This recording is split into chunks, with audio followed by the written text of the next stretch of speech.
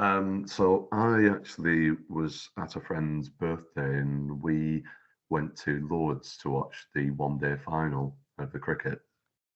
And this was in, I think, May 2018. And at the end of it, we went to a pub afterwards and everyone's having a bit of a laugh and a joke. And one of them says, "Oh, David, you're pretty good at chess and you're a big guy. Why don't you try chess boxing?"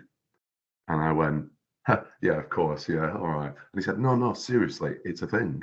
I went, "You joking?" So he said, "Just Google it." So I did, Googled it, actually found out it was a serious thing. So I sent an email to the Chessboxing, general email address at Islington Boxing Club, and got an email back the next day saying, "Yes, please come along. This is where it is. This is what time it is, etc., etc." Went along and pretty much never looked back. Absolutely, just fell in love with it straight away. I'd never really done any boxing before, but I'd done quite a lot of chess before. So, in terms of chess, well,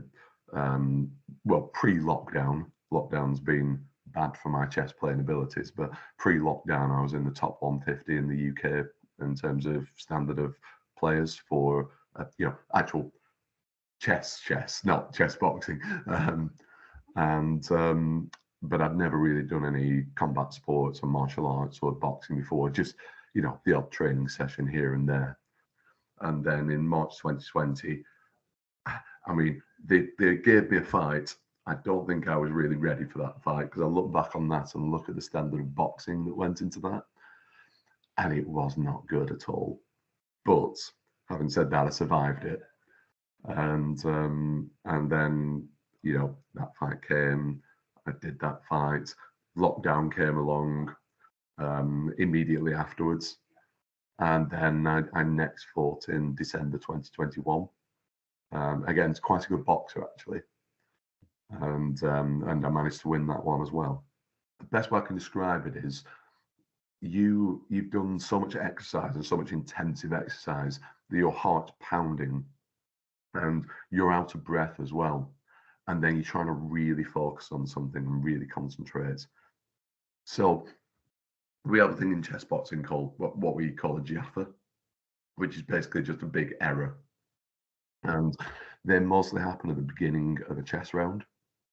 And the reason is because you're there, you're out of breath, your heart's pounding, maybe you've been hit in the head a couple of times, and you're looking at the board and you can't see anything.